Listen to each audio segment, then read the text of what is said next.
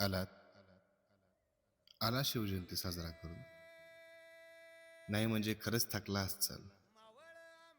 शिवरायांच्या प्रेमात एकदम खरे खुरे वेळे झाला असालच. आणि हो, व्हायलाच हवं. नाहीतर आपण अस्सल शिवप्रेमी कसे ठरणार नाही का? अस्सल. हो हो, अस्सल.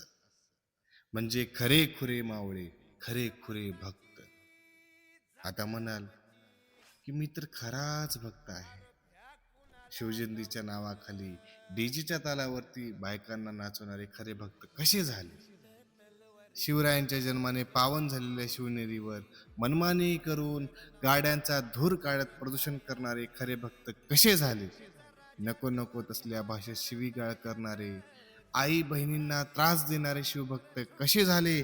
नानाविध प्रकारचे व्यसन असणारे शिवभक्त कसे झाले? नाही, हे शिवभक्त नाहीतच.